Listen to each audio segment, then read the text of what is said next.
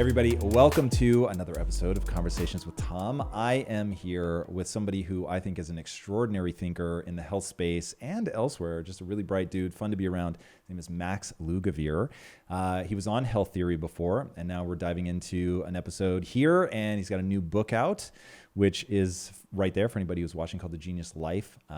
This was really an interesting read, man, and I'm super curious. So obviously there's a meaningful jumping off point with where you started before, which is on the diet side, the genius foods, now branching into the genius lifestyle. I know that the journey began with your mom and what she went through, which we covered in the Health Theory episode, so we don't have to retread that. But was that the impetus for pushing deeper into the topic? Yeah, to be honest, I mean, what it takes today to live a long and healthy life, it's so multifaceted. And nutrition it plays a major role in that regard, but it's just one part of the puzzle. And so whereas Genius Foods, my first book, I consider to be sort of the ultimate nutritional care manual for the human brain, having a brain that functions as well as it ought to requires a lot more than just healthy eating today, unfortunately. I mean, I wish it was as easy as eating, a handful of blueberries and wild salmon and, some nuts here and there, but actually, the modern world is sort of like the Hunger Games for the human brain. And I know you love the movie references. And we're being attacked from every which way, from, the industrial chemicals which we are confronted with on a daily basis, many of which we've been exposed to for the entirety of our lives, to the fact that, leisure time physical activity is at an all-time low, to the fact that our food supply has become saturated with ultra-processed foods, to the fact that our circadian clocks are completely out of whack. So the Genius Life, I really explore all of the facets of what it takes to live healthy. I include nutrition and diet as well. But it's really packed with sort of the little changes that you can make in your day-to-day life that are going to have big wins in terms of your health. When you were doing the research, what was something that really surprised you? Well, I think it was kind of, it was scary, the degree to which the odds are stacked against the average human. And that was very eye-opening. But it was also simultaneously... What stacks the odds against us? Well, just the fact that, whether it's access to healthy food or air pollution or, the industrial chemicals that we use to clean or even create our domiciles, our homes, we're inundated with exposures that are not doing our biology any favors.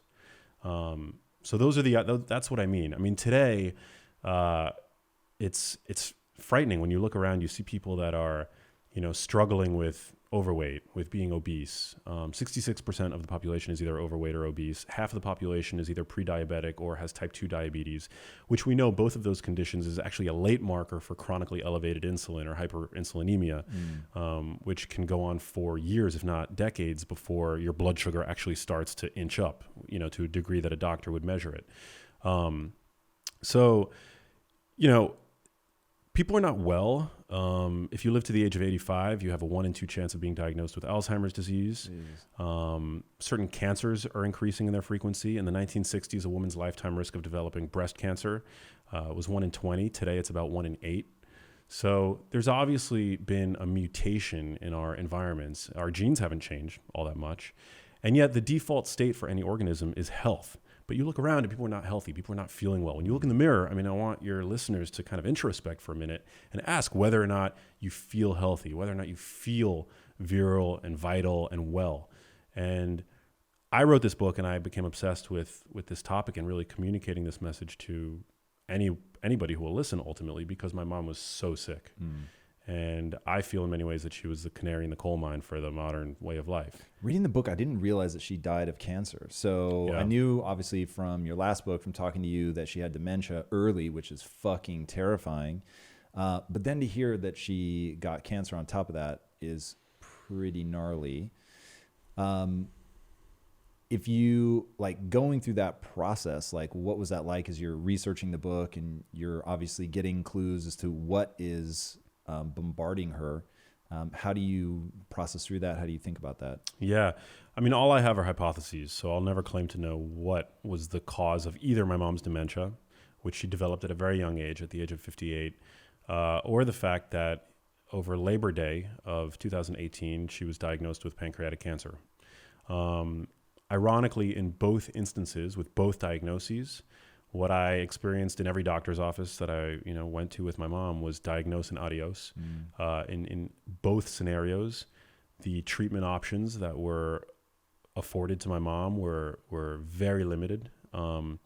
With dementia, anybody with a loved one with dementia will tell you that you get prescribed these biochemical Band-Aids, and they do very little in terms of disease management. They certainly have no disease modifying effect.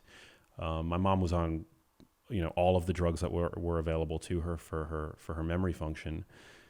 And then my mom happened to have a particularly gnarly form of cancer. She developed pancreatic cancer. And we realized this when over Labor Day, she turned yellow, which is, if you can turn yellow, there's probably two major reasons why a person would turn yellow. One is if you're eating too much beta carotene, and then your skin turns yellow, but not the whites of your eyes. Then there's another condition called jaundice, which is when your skin and your eyes turn yellow. And that's because bilirubin, which is the pigment that is released into your digestive tract, which gives stool its color, that dark yellow, almost brownish color, isn't able to flush out and then backs up. It seeps into your skin, it seeps into the whites of your eyes. And that can be caused by, generally speaking, one of two conditions. One, a gallstone. And that's what we were all praying that my mom had. But when they did the MRI of my mom's abdomen, what it turns out she actually had was a tumor on her pancreas that was pressing into her bile duct. And pancreatic cancer, I believe 90-something% of the time is diagnosed when it's already in an advanced stage.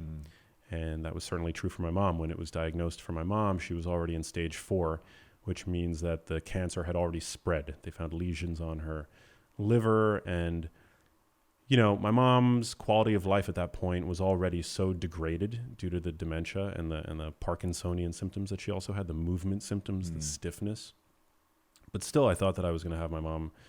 You never think to yourself that your mom is not going to be here, in any way that's, that transmits the urgency of a terminal illness. And when my mom was diagnosed over Labor Day, because it was already in stage 4, and because my mom was already so ill with her dementia, there was nothing that they could offer her. And so they gave us a prognosis of 3 to 6 months. Immediately she went into hospice care. Was she able to grasp what was happening? It's really hard to say. The cognition was really constrained at that stage. There were a few windows of lucidity. I remember clear as day, when they did the surgery to unblock the bile duct, they put a stent in so that the bilirubin can then go into the, can properly drain into the GI tract. After that, before that surgery, she could barely speak. There was basically no communication, and her cognition really was affected to a significant degree. The other thing is that bile is how we could talk about this later in the episode, is how one of the major routes of excretion of toxins. So if you have dementia and then you have this bilirubin back up into the blood, it's basically it's hyper toxic to the brain. And so when they stented that bile duct and suddenly, her color began to return to normal, there was a day or two where she seemed almost normal. It was shocking. But ironically, we didn't tell her about the diagnosis. Really? In those immediate hours following the diagnosis, because we wanted to be sure that it was what it was. And when they do a diagnosis with MRI, it's not certain until they do a biopsy. In my mom's case, they thought that it was, that it was pretty clear, but we were just so sensitive to my mom and the mood, and life had just become so difficult for her and all of us that we wanted to be sure that it was what it was. And so we had to wait for the biopsy. They took cells when they performed that stenting procedure, and lo and behold, a week or two later, they confirmed that it was cancer. And that's when we told my mom. And when we told my mom, it was heartbreaking. I don't think that she she understood what she had, but it didn't hit her the way that it would hit you or I. She made a couple of comments, you know, that were just truly heartbreaking. I mean,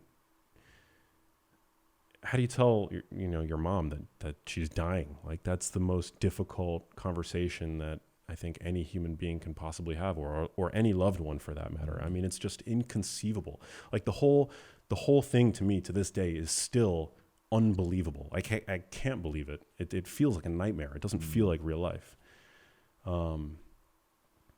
But we told her, and her cognition, you know, started to begin a slow and gradual decline again. She made a comment once that just, you know, I'll never forget it. It was a testament to her, you know, to how much she loved me and my brothers. I have 2 younger brothers.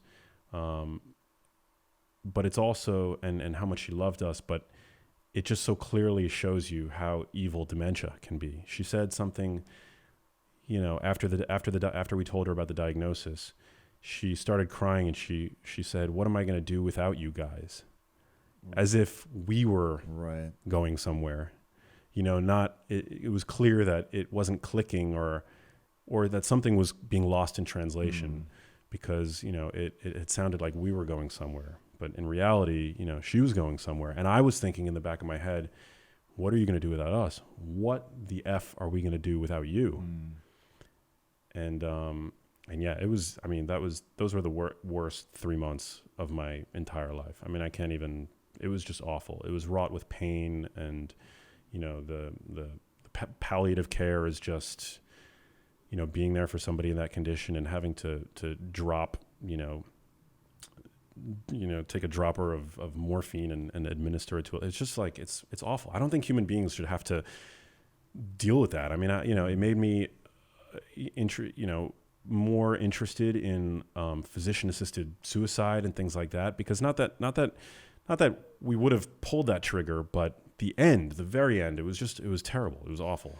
Dude, so my cousin died of cancer, really aggressive cancer. He was super fucking young, like mid-20s. And I went to see him a couple days before he died, and I thought the same fucking thing. I'm sitting there in the hospital, and I was impressed because his mentality was, I will never give up, not to the bitter fucking end. And I respect that, dude. I respect that. That's my fucking mindset. Like, all the way, get across the finish line, do whatever the fuck it takes. And I'm watching him, though, literally struggle for every single fucking breath of air. And I'm just asking, like, where is this going? And at what point do you say, actually, what I want is peace. I want to rest. And I get it. Like, when there's any element of maybe if I just fight hard enough, I can pull out of this. And like you said, I don't know, would I pull the trigger? I really think in my own case, I would. And when I look at, and I don't know enough about Robin Williams' case to know how deep he was into the disease and all that, but like, I kind of get it, man. Like, there's just no joy to be had at the end for anybody. And at some point, to me, like, I'm not a person who thinks that if all that's left is extreme suffering, that the life still makes sense. I think that's a choice the person should get to make for themselves 100%. Like, I would never make that decision for somebody else, but fuck me, man, for my own sake. If I had been in his position watching it, I'd be like, yeah, this is a no brainer. Like, I want to kiss everybody goodbye. I want to have one last laugh and thank you, but good night. Like, that is just the only thing that makes sense to me, having witnessed that. Now, going through it, maybe I'll feel different. Maybe like that sense of fighting is the right answer, but whoa, like, from the outside, it looked super, super gnarly. It's super gnarly. I mean, there are things you see that you just change you, you know? I mean, the fact that I'm not more traumatized from it is almost a shock, because it's just, you witness things that are so barbaric, so inhuman. I mean, I was there with my mom until the end. To witness somebody dying, and not just somebody, but the person who you love more than anybody, any human being on earth, fade away. It's just, it's gutting to the nth degree. There's really no words. And, you know, the hospice nurses that worked with my mom, they were angels. They were amazing. But it reaffirmed to me the value of taking care of yourself while you can. You know, in the words of John F. Kennedy, the time to fix the roof is when the sun is shining. Because when you're sick, it's a lot harder to undo years of you know, damage that oftentimes we do to ourselves. I mean, not all the damage is something that we have agency over. As I mentioned, you know, the modern world, we're flush up against myriad industrial chemicals that are probably not helping the cause, but you really have to do what you can while you're young and healthy to avert these kinds of conditions. And it's been just this lifelong journey of trying to unravel what it was about my mom's life, my mom's circumstances that led to her becoming so ill. Was she just a genetic fluke that she was so ill for so long? I don't think so. I mean, you know, and I hope not, because that wouldn't bode very well for my health. But yeah, I mean, I think we really ought to do what we can. And so that's why I've dedicated myself to learning and communicating as best as I can these principles. Yeah. Now I want to hear how you sort of rebound from that. And if you're doubling down on the work and that's a way out, because I had my former roommate from college, he was on a path. It was really interesting to see where he was going to go, producing film, like the whole nine. And then his mom got a brain tumor. And in the removal of the brain tumor, she basically developed dementia-like symptoms and was type 2 diabetic. And watching him go through that, it changed him so fundamentally. And he 180'd on his life, just changed everything up, moved, took a totally different path. And when he was going through it, like, he had this daily heartbreak. So she's got dementia, so she doesn't remember anything, but she's type 2 diabetic. So he has to be on her about what she's eating. And he was like, dude, you can't imagine what it's like every day to have to retell my mom that she's a type 2 diabetic and that she can't have the things that she wants because she keeps coming and asking for a glass of orange juice or whatever. And he's like, every day I have to tell her again that she can't have it. And it was like, you know, you just get to the point where you're asking that same fundamental question. At what point is her quality of life so low that none of this makes sense anymore? And to watch him go through that, like you said, to see the person you love most in the world fading away, like, it's gnarly. And so I lost touch with him at that point. He just went off the radar. This is all pre-social media. So I'm curious, like, as you're going through that, how do you rebuild? Like, what is your coping mechanism been? I'm so great. You know, I mean, people love to bash on social media, but the fact that I've been so transparent and open about my motivations and my story with my followers, the fact that they were there to send feedback and love and this, you know, this outpouring of love, I really felt it when I was going through that and my mom passed away. I have channeled a lot of the angst about losing my mom into my work. I'm very lucky that I get to do that I get to write about it, that I get to feel creatively expressed. In many ways, although my work is about health and science and nutrition and all that stuff, I also feel very much like an artist. And I think what artists are is that they, you know, what they do is they transmute pain. They take pain and they turn it into something meaningful. You know, and I've done that pretty much my whole life. I've been, you know, when I went through heartbreak in I think it was around 2008, it inspired me to become a musician because I found that music was a great way to communicate the pain that I was feeling in regards to my heart being broken. When my mom started going through this, the best way that I knew to deal with it in a way that made me feel like this wasn't all going to be in vain was to use it to help and inspire other people to live healthier and to learn more about their bodies, about their biology. And my intention really has never been to be called an expert, a health expert or anything like that. It was really to be an example for people, because I don't believe that you need to be a PhD or an MD or a registered dietitian to understand how your body works and how how your food interacts with your biology. and how light interacts with your biology, and how exercise and sleep and all these things that are so crucial when it comes to living well. I think it's a disservice to humanity to expect these incredible knowledge bases that we have, thanks to science, to be siloed off into their respective, academic fields. And so my own curiosity, my own thirst for knowledge about these topics, especially in the wake of my mom's sickness and ultimately her passing, I've been for the past, better part of a decade, insatiable about trying to understand why this would have happened to her. And what I could do to prevent it from happening to myself. So that's been a really great outlet. It's sort of like an intellectual punching bag, because science is so complex.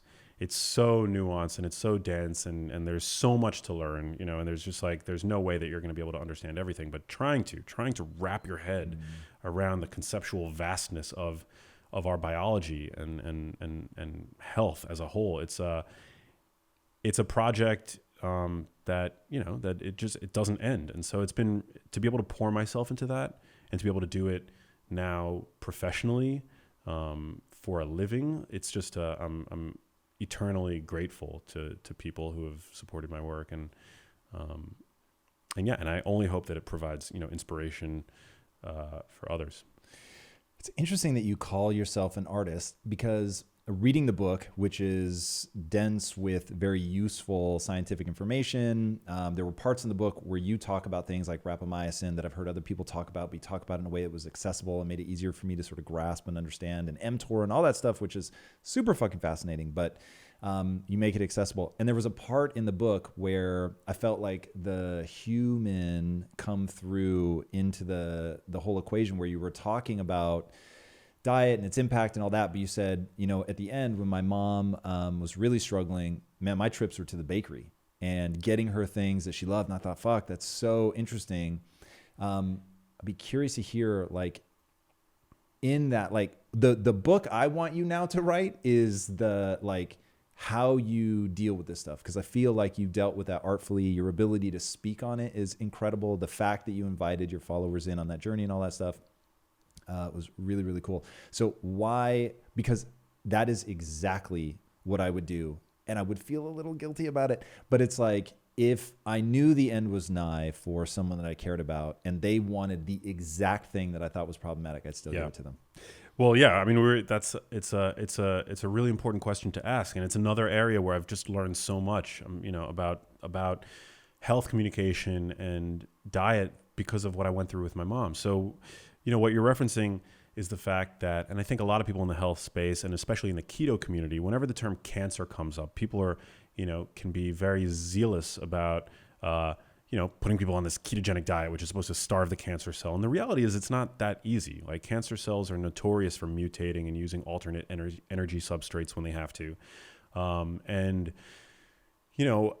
If you were in an earlier stage of cancer, maybe that would be something that could be potentially available to you. Dr. Walter Longo at USC is doing amazing work on the role of fasting and how fasting can potentially sensitize a patient, a tumor cell or a tumor rather, to chemotherapy while protecting the patient. So there's all these amazing things going on in the world of nutrition and ketogenesis as it relates to cancer and all that stuff. But when you have somebody who's in a later stage of cancer, they're battling against something called cachexia, which is extreme muscle wasting.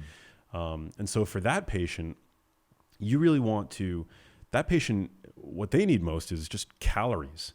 And when a patient has no appetite, well, how are you going to get them to eat unless it's a really delicious food? Is that why you were doing it? Because when I read that, I actually read it totally differently. So I assumed it was, man, I can bring a little joy into her world. Because look, obviously, depending on where we're at in the journey, the answer is very different. So if it's, somebody's just being diagnosed and there's a shot that they can get out of this, like, fuck, I'd have them in the gym, eating perfectly, doing the fasting, like the whole fucking rigmarole. Yeah. But once we're like, yo, there's no reversing this. Like, we know we're at the end. Then it's like, hey, bring on what little joys you can. Yeah. And that's what I thought you meant in the book when you said that. But you were just trying to battle cachexia? Well, it was both to bring her joy. It was that. I would go to my mom's favorite pastry shop in New York, which is called Viniero's on the Lower East Side of Manhattan. And I would buy her cannolis and strawberry shortcake because I know that those were my mom's favorite things to eat. And I knew that there was no dietary intervention in the world that was going to help my mom at that point. And for somebody who has no appetite, cancer patients don't have an appetite. They can barely, eat. You really want to get them the foods that are going to just provide calories, energy, just so that they don't completely waste away.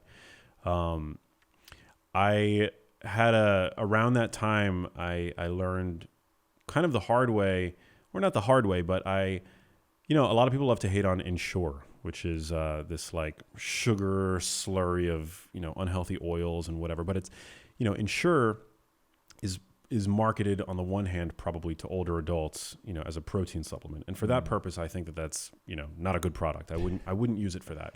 But on the other hand, if it's a product that's engineered to be as palatable as possible while providing, your basic level of multivitamin support, then maybe that's going to be a better option than trying to cram a protein shake down a cancer patient's throat that's not going to be as palatable. And so I began buying. Is interesting, man. It's super interesting. I would buy my mom, for example, protein shakes because I was like, all right, we got to fight cachexia. We got to keep the protein intake high because we know that that's going to, help maintain muscle, which we know, eating higher amounts of, you need, first of all, protein's essential, and my mom was barely getting any. So I was, on the one hand, I wanted her to have a higher protein option.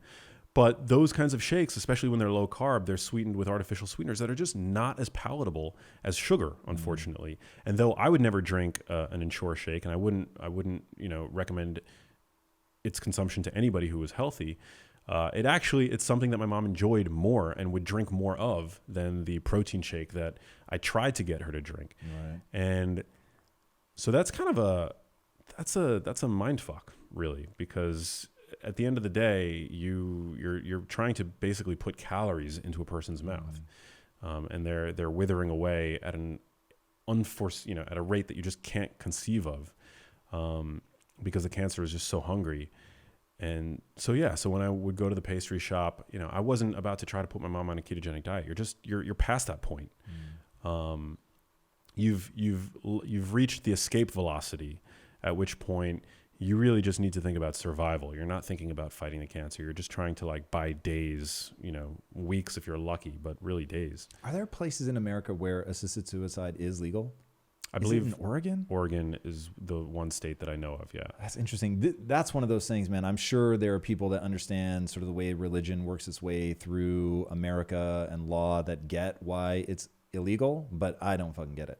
I legitimately do not understand how people are weird about that. If somebody certainly of sound mind decides that's what they want to do, then I don't get how that's illegal. I'm not going to say that I would have even brought that up to my mom. I don't know if she would have been into it. It's even just abstracting it from your mom, that just seems to me like a self-evident thing that you should be able to do that if that's what you want to do. Yeah. First of all, you're not going to stop people. If they want to do it, they're going to do it. And then second, to make them do horrific, stupid shit. I get it, man. I wouldn't want people to do it. I certainly wouldn't want people to do it because it's a mood disorder. But, oh man, if you have a terminal illness. Well, even if it was just a few hours earlier, but then, all of the hours that I had with my mom, I've spent many, many, many hours thinking to myself since my mom's passing how much I would have appreciated even another second or two with my mom. So, I'm not going to say that that's an easy decision to make. And actually, if you think about it in a way, when you start giving higher doses of morphine, that is in a way physician-assisted suicide because morphine suppresses your respiratory system. And so the more pain there is, the more morphine you start getting. There's some suggestion in the literature that morphine actually accelerates, a person's demise. It's just it's a horrible drug, but it's one of the best, if not the best, or it's one of the best pain relievers that we have. There are stronger drugs, but it's dehumanizing and it's crazy. And I'm so grateful that my mom was able to be in her own bed when it happened, and that we had the hospice nurses that we had, and that me and my brothers were there for her. but it was terrible. So and I'm not alone. So many people are struggling with illness, cancer related deaths, Alzheimer's, dementia. And so my heart goes out to them. It's a terrible thing. And, you know, I think we ought to support scientific research. We have to, because we're still a long way away from knowing what causes cancer in each cancer type alone, but then in each individual patient, it's probably a different slew of insults that lead to the creation and growth of tumors. And so, got to support the science, but also I think it's important to also try to live in a way that is going to minimize your risk. One of the things you talked about in the book that it's been on my radar for a while, but I know very little about it, is environmental toxins. What are some of the big things that people should be avoiding? What are the ones that are just fucking ever present? So environmental toxins, I talk about this quite a bit in the book. And unfortunately, I don't really have a strong sense of how they would have related to what my mom developed. But certainly there are certain cancers in the body that are sensitive to the way our hormones fluctuate. Breast cancer, prostate cancer would be the two primary examples. But generally speaking, we're inundated with industrial pollutants, whether it's the fine particulate matter in the air that we breathe. If we live in, a polluted city, many Americans live in polluted areas. Do air filters work? Air purifiers can work. HEPA filters, a HEPA vacuum, and a HEPA air filter is one of the best ways of removing fine particles from the air. PM 2.5 is essentially what it's called. It's the most dangerous. What's PM 2.5? It's basically the measurement of the particles. So there's PM 10. Is PM size? Yeah. Okay, so it's not particulate a matter, type. 2.5. I believe it's nanometers. Okay, so the smaller, the more dangerous. The smaller, the more dangerous. Which is why vaping is bad? Vaping's not good for you, although... But is that part of what the beef is that it's such a fine particle size? That's not why vaping is bad. Vaping is bad, I think, because of the vitamin E acetate that's now in these vaping solutions that people are inhaling, and it's causing illness. But fine particulate matter generally is like magnetite and iron and actual metals that we inhale through the air that are created in the burning of coal, in vehicle exhaust, sloughed off from any number of industrial processes, and it's like literally metal. For example, magnetite. They've been able to identify magnetite in the brains in Mexico City of toddlers, essentially, because these particles are so small, they're able to they enter circulation easily, and they pierce the blood-brain barrier, and they're able to actually accumulate in the hippocampus, where they cause inflammation. They've been shown to cause the aggregate of plaques that are associated with Alzheimer's disease, but in young people. Amyloid beta is one of the primary proteins that's involved in Alzheimer's disease. It's the backbone of the plaque that characterizes the disease. And amyloid beta is not necessarily a bad thing. It's bad when it creates these plaques that gunk up the brain. But I think the current sort of understanding of what this protein is meant to do in the brain, it's sort of there to actually initially protect it against inflammatory insults. How's it protecting it? So is it like finding a particle or a virus and like wrapping it like a pearl does a grain of sand? Is it something like that? That's a very good analogy. Yeah, it basically encapsulates it. And the research that they're doing on this is coming, I think, predominantly out of Harvard. They're showing this with the herpes virus, that people that have herpes, or people with Alzheimer's, generally they can find herpes in the brain. And that amyloid seems to basically like protect the brain. It's initially trying to protect the brain from this virus. And so it wraps it up, and it causes the proteins to cross-link and aggregate and misfold and form these plaques. So the same thing conceivably can happen with and it seems to be happening with fine particulate matter. And there is an interesting relationship between exposure to air pollution and one's risk for developing Alzheimer's disease.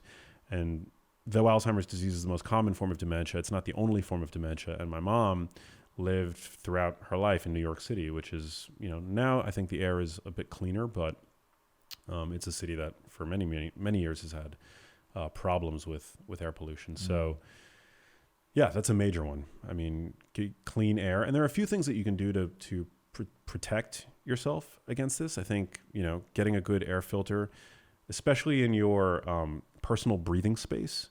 There was a great book. I'm forgetting. Dr. Wolverton, I think his first name was Bill Wolverton. He was a NASA research scientist, and he looked at plants, and he analyzed the rate at which plants are able to sort of clean the air. And he did this because you could essentially put a plant on board of a space shuttle and provide clean air to the astronauts. And so they actually did that? I don't know if they actually went through with it. They may be, but that's what he was studying with his time at NASA. And since then, he's written a book. I believe the book is called How to Have Clean Air, or How to Clean Your Air, or something like that. Or How to Plant Fresh Air, or Grow Fresh Air, something like that. It's a really cool book. I cite it in mine. And he basically lists out all the plants in ascending order. And I have the top 10 in my book, Genius Foods, or The Genius Life. Plants that are basically able to clean the air for you, which is great. They're able to reduce levels of formaldehyde, which leaches out into the air from wood furniture and carpets and couches and things like that. Another big problem for people, well, I would say plastic-related compounds are some of the most common everywhere compounds that we're just inundated with on a day-to-day basis, and they do affect the way that our hormones work. Compounds like phthalates and bisphenol A are what are called xenoestrogens. Is bisphenol A BPA? BPA, Got it. yes.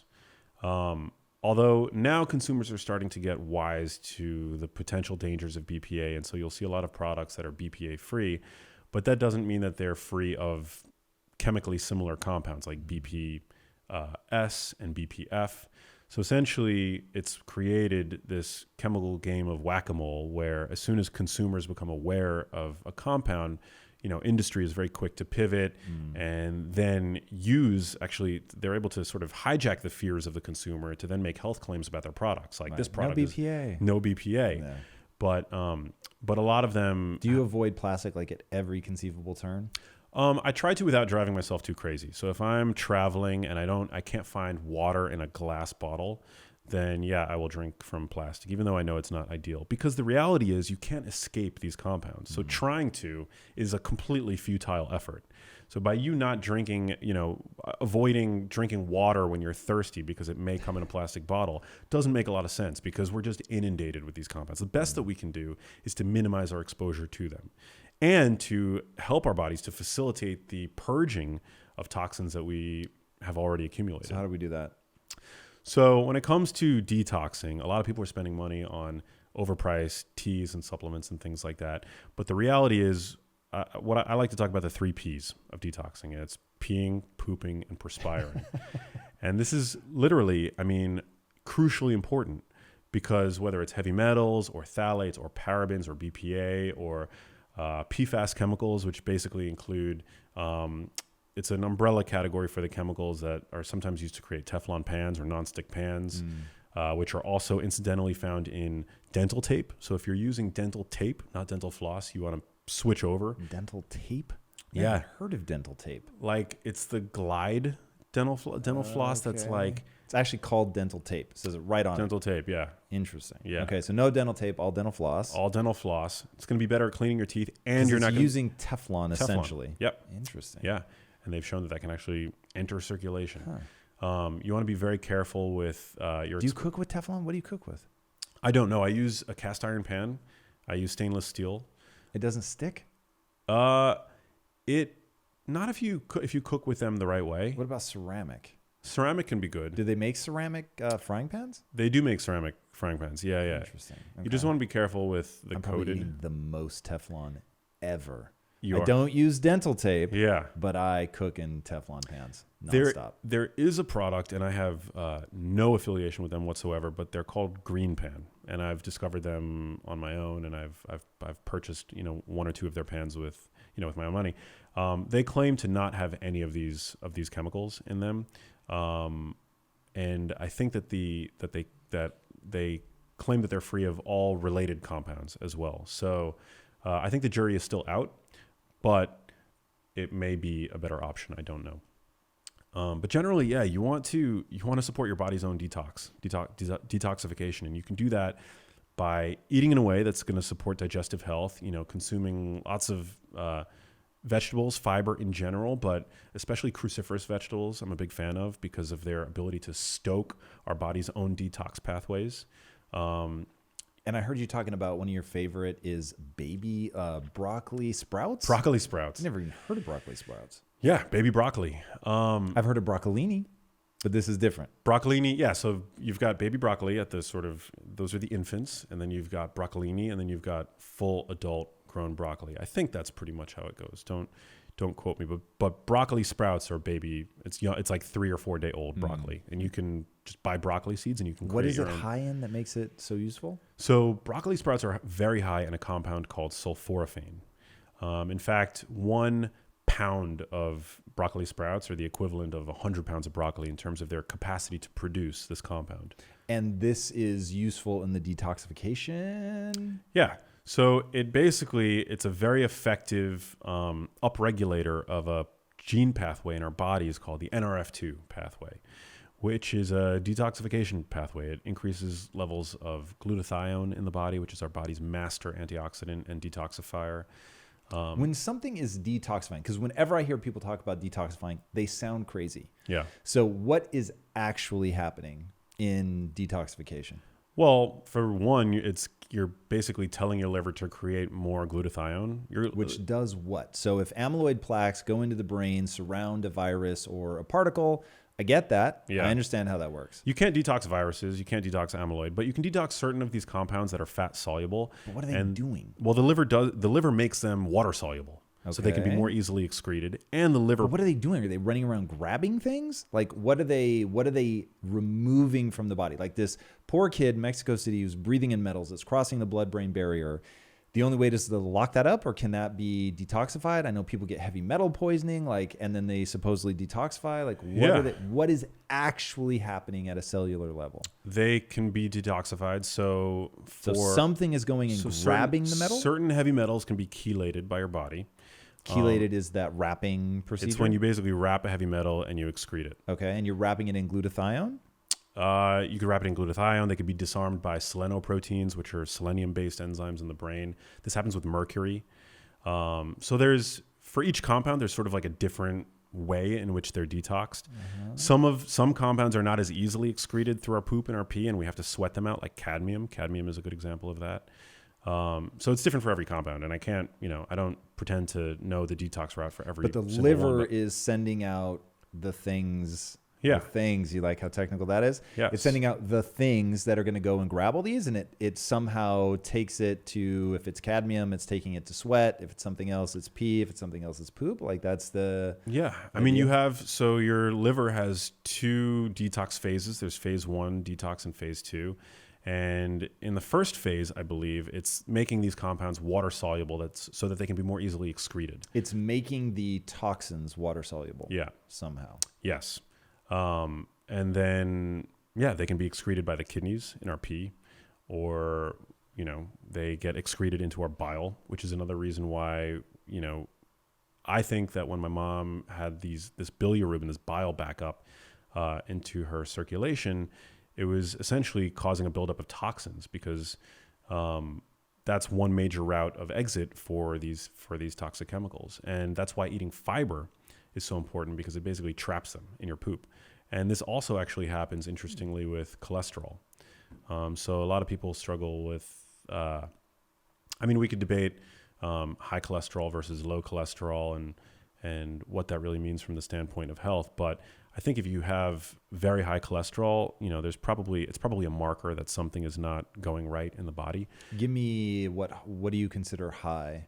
Like, to talk about cholesterol intelligently, don't you have to start talking particle size and fluffiness and all that stuff? Yeah, so I talked about that quite a bit in Genius Foods, and I think that your normal calculated LDL that you get on a blood lab, it's not super telling when it comes to your overall health. I think, and I'm not a medical doctor, so I don't diagnose or talk about an individual's risk for heart disease or anything like that. But yes, I think the particle number, generally speaking, gives you a better sense of the recycling machinery in the body and how effectively your liver is recycling lipids like LDL cholesterol, which, if allowed to back up in the blood and linger in the blood for too long, it's more prone to oxidation. It's more prone to becoming a small and dense particle that can more easily get stuck to the endothelium. which is the lining of your blood vessels, and then form what ultimately becomes a foam cell, and that's the beginning of an atherogenic plaque. But cholesterol is actually used to create bile acids, which is how we digest and assimilate fats through the digestive tract. And your liver uses cholesterol that it sucks out from circulation to create these bile acids, and it just gets squirted essentially by your gallbladder into your GI tract. And when you consume certain types of fiber, I've actually become interested in psyllium husk, because psyllium husk has been shown to actually do this. It's able to sequester cholesterol so they can't be reabsorbed back in to circulation at the lower end of the small intestine. And that's the exact same mechanism by which fiber can help us better excrete environmental toxins. I think it's also one of the reasons because the cholesterol grabs it and then the fiber grabs the cholesterol? Because the fiber just grabs the bile acids, which contain these toxins. So it basically disallows for the reabsorption of toxins that are contained in the bile. And I think it's probably one of the reasons why dietary fiber consumption is associated with reduced risk for certain cancers. So breast cancer is one of them. Eating more vegetables allows because the toxin is not reabsorbed into the body. Yeah. Interesting. Yeah. So just when I was going to give up all vegetables, and I'm not joking. And go carnivore? Dude, I'm a lazy carnivore. So I don't go out of my way to avoid things. So I'll have stuff like avocado. I'll have, if I'm at a restaurant and there's some delicious broccoli, I'll have that because I dig broccoli, or Brussels sprouts, I'll have that. But I easily will go a week, 10 days without any vegetable intake whatsoever. That's not quite true. Almost every day I have unsweetened coconut. That's true. I have pecans almost every day. So I get that, but it's not really not a fully vegetable. Carnivore. Yeah. So not fully carnivore. Like I said, it's lazy. But I'll say that, I don't know, 80% of my calories come from red meat, just to really freak people out. Yeah. I eat a lot of red meat too, but I also eat a lot of vegetables. I think that's where I'm like, this is the one thing. Like normally when people are like, oh, there's so much conflicting information, I'm like, yeah. But like sift through it, you'll find that people say like a lot of the same things. But this one, like people go back and forth very convincingly, I might add, from the camp of no, vegetables, hey, they're stuck. Their only defense mechanism is to develop these toxins, and eating them, you're eating the toxins. And that's why cultures have done things like, take the husk off or the skin, or make sure that the seeds are absent, or soak things, or, pressure cook, whatever the hell the answer is to detoxify the stuff. Yeah, I think that there's definitely some truth in there, but sulforaphane, which is what we were talking about before, is one of those chemicals. It's an insect antefeedant that's there literally to protect the plant against predation by fungus, by critters, and things like that. In fact, sulforaphane is only created when you chew the raw plant, because it actually doesn't exist endogenously in the plant. It's created via the enzymatic conversion of a compound in the plant cell in a certain cell compartment called glucoraphanin. It's a glucosinolate compound, and an enzyme which is found in another compartment in the cell called myrosinase. So only when you chew the raw plant, which is what a critter would do, essentially, do these two compounds get to combine in your mouth and in your digestive tract to create sulforaphane, which is this mildly toxic compound that in us, because we're so robust in comparison to a fungus, right, or an insect for that matter, it actually works to stimulate detox pathways in our body, because it is a mild toxin. So how does that stimulate detox if it's a mild toxin? I get a hormetic response where a little bit of bad is good, but how is it actually detoxing? Well, because it's that hormetic response. It's a xenohormetic compound, meaning it's a compound from outside that we ingest that is not, it's not a nutrient. It's not a macronutrient or a micronutrient. It's a plant, insecticide essentially. That do you, when you talk hormetic response, so this is one of those where like we'll hit a point where it goes into black box territory for me, where I can give you it's hormetic. The body like responds to a mild stressor by getting stronger, but I don't actually know what the fuck is happening. Yeah. Do you know what is happening in a hormetic response? Is it vary depending on what the thing is, or are there like your breakdown of rapamycin and mTOR and all that? Like I can follow the train of logic. But with this, this, Yeah. how does something that releases a toxin, how does that become a detox pathway? I think because our bodies overcompensate. I think because our By bodies doing what? by upregulating the NRF2 pathway, creating detox compounds like glutathione. That snatch us up, make it water soluble, or bind it so that we can urinate. Yeah, it basically defecate, creates or more perspire. glutathione than would be needed to disarm this compound, and that has an overall protective, effect on the body. Right. So sulforaphane has been shown to boost glutathione in the brain, which is amazing. Glutathione, a decrement of glutathione is associated with depression, dementia, and things like that. And then also I think that, and this is sort of the new frontier for science, it probably is also having a hormetic effect on the microbiota, like the bacteria that live in our large intestine. And this is sort of, relatively unexplored territory, but, certain compounds like polyphenols, which also act as hormetic stressors, xenohormesis, are actually not all that bioavailable to us. Like their absorption in through the digestive tract into circulation is actually pretty low. And yet the consumption of foods with polyphenols is related to all kinds of good things in terms of your health.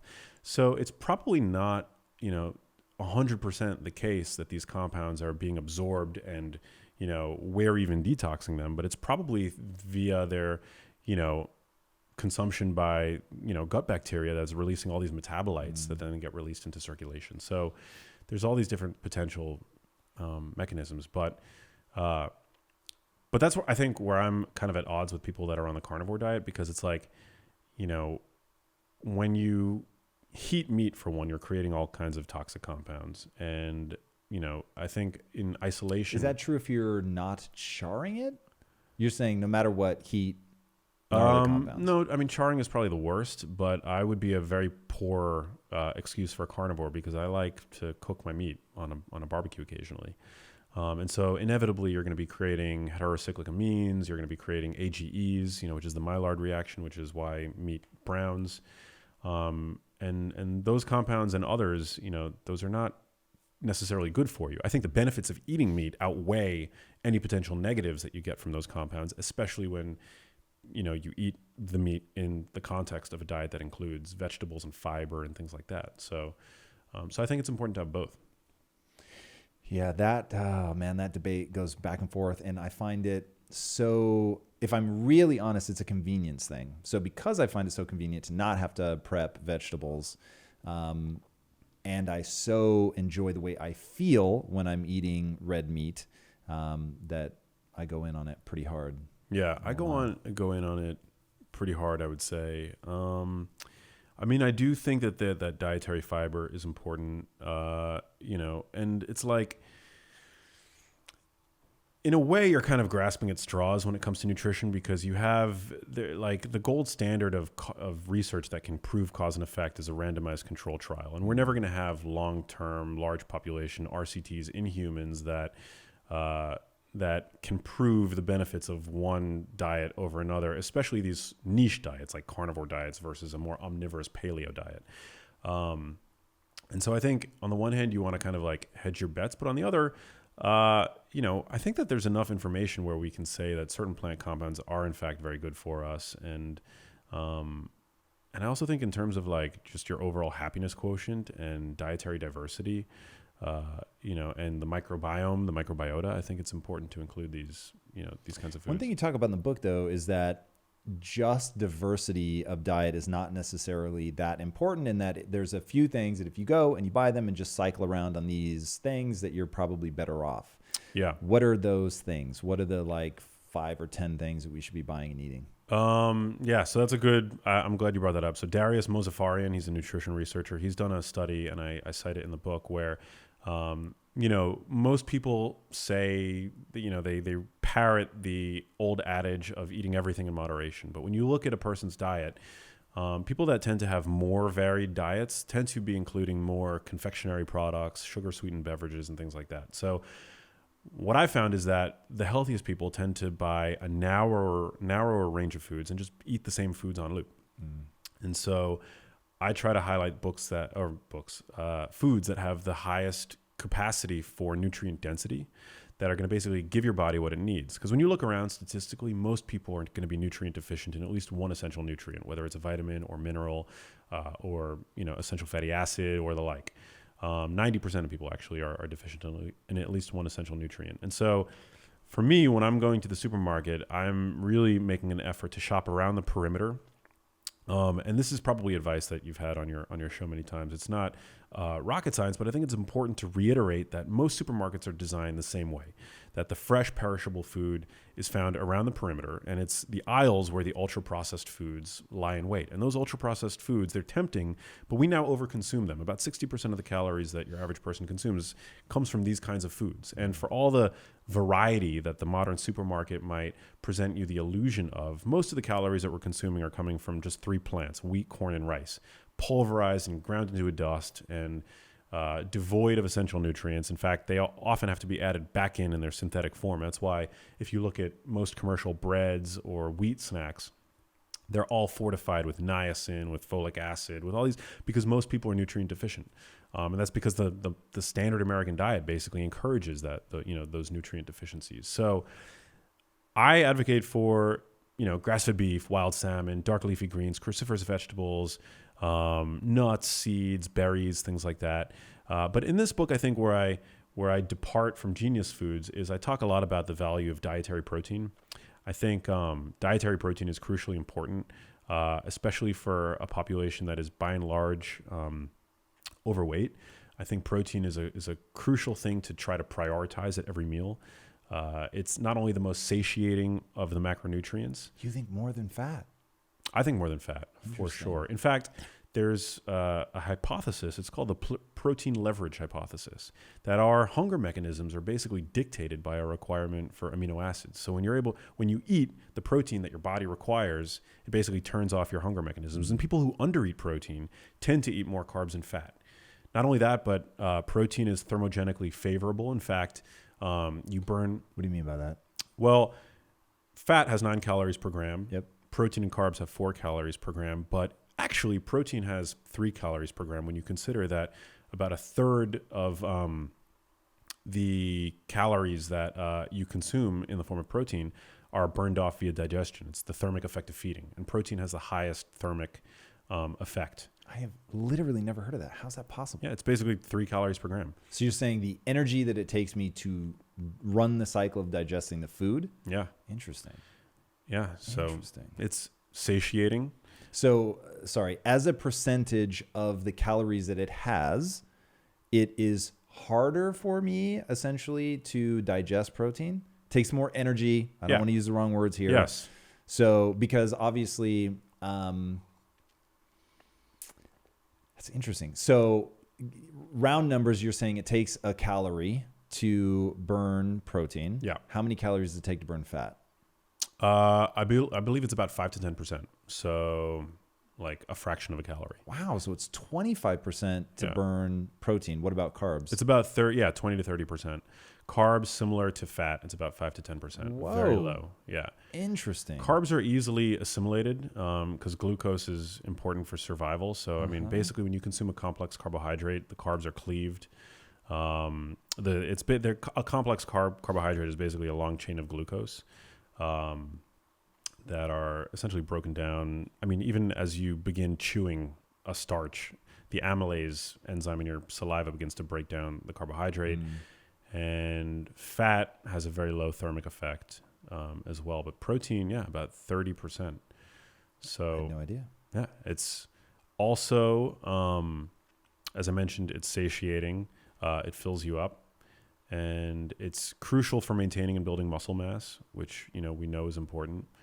And I think people tend to, underappreciate protein. But if you think about it, it's rare that you'll overeat chicken breast or a piece of fish. That doesn't happen with protein. It happens with hyperpalatable processed foods. It happens with a baked potato that you throw butter on top of. Like those are very easy foods to overconsume.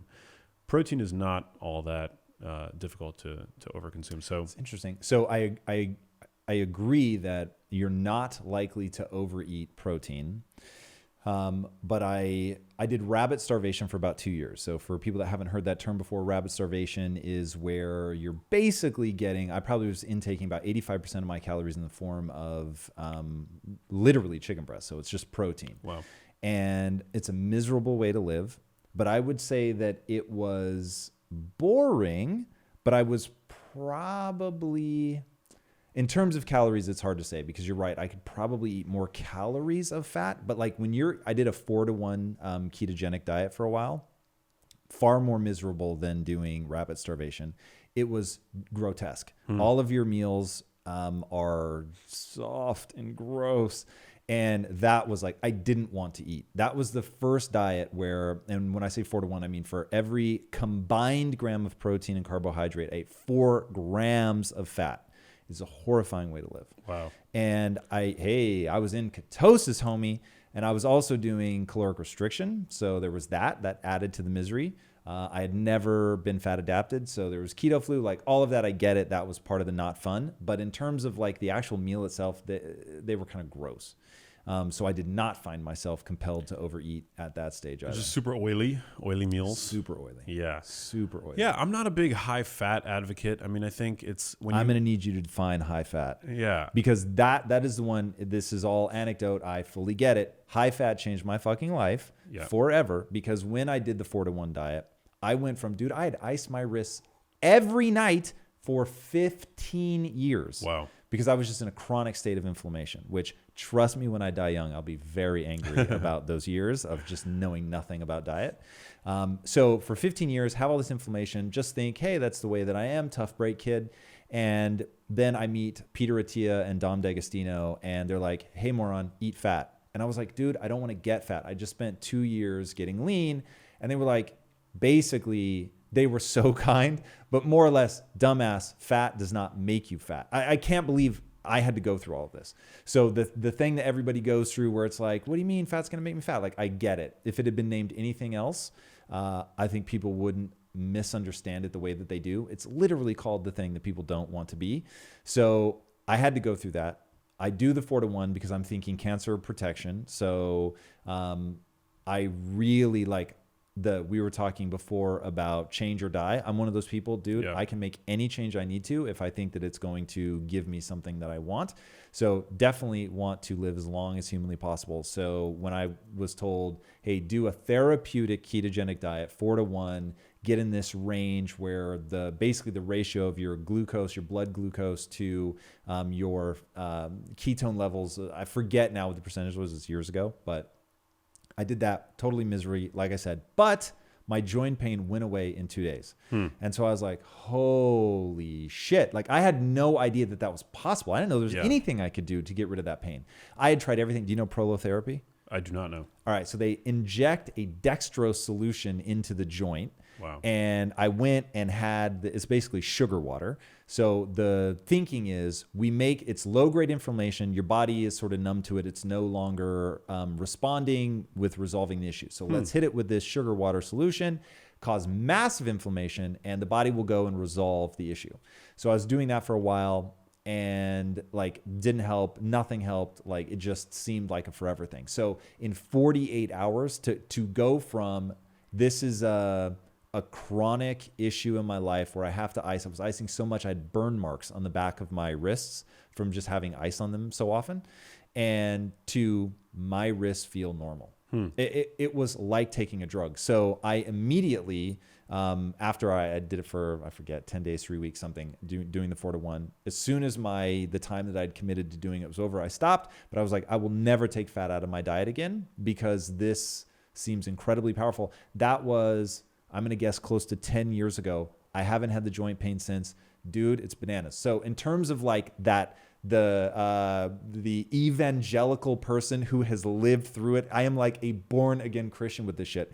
I am so diehard to get people to try ketogenics. I think everybody has to try it. It may not work for you. I fully get that. There are definitely people that either don't respond or respond negatively. That's all real. The amount of diversity of reaction is fucking staggering. 10 years ago, you could not have convinced me that like humans have such a varied response. Like we have a kid here, name's Will, Vietnamese kid. He can fucking pack away carbohydrates like there's no tomorrow, and whole food, but he can pack away rice by the pound, and he's lean as the day is long. If I ate that same amount of rice, you would hear me get fatter. I'm not joking. Like, I've run these experiments. So I can't do it. I'll get inflamed. I'll start getting joint pain. So he and I could eat the same thing and have wildly different responses. My wife and I, we can eat the same thing and have wildly different responses. Legitimately, eating the same thing for us will put her in the hospital. I don't mean that as an exaggeration. I actually mean it will put her in the hospital because she has microbiome issues. So can totally fuck her up. But even before she had that problem, if we ate she is half my size, dude. Half. If we ate the same amount of calories, literally bite for bite, she wouldn't gain weight, but she would sweat at night and I would gain weight. Wow. And I was like, I'm twice your fucking size. It's crazy.